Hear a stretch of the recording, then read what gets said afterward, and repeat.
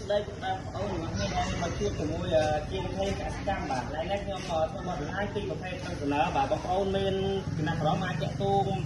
មកភេទខ្ញុំបានបាទនេះប្រភេទ038បាទ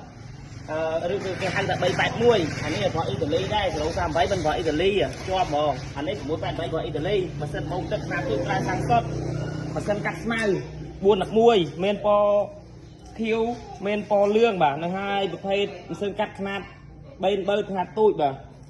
នឹងខ្ញុំមានដូចជាម៉ាស៊ីនអូថូយ៉ូបងប្អូនត្រូវការអាចតាក់ទងមកបាទបងប្អូនចង់ទិញខាងភេកខ្ញុំគឺអីវ៉ាន់ដល់ដៃ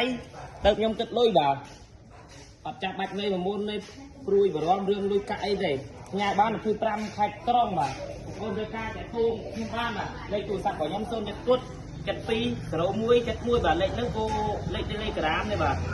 ប្រភេទបាញ់ឆ្នាំចំការនេះមានខ្នាតទូចខ្នាតធំបាទបងប្អូនទិញទៅផងដល់ព្រោះអីពួកប្រភេទអស់នេះគឺប្រើទៅវាចេញខ្លាំងបាញ់បានឆ្ងាយ400-500ម៉ែត្រអីចឹងមានអូថូយ៉ូ1ក៏បានអូថូយ៉ូ2ក៏បានតាមខ្នាតទូចខ្នាតធំចឹងណារ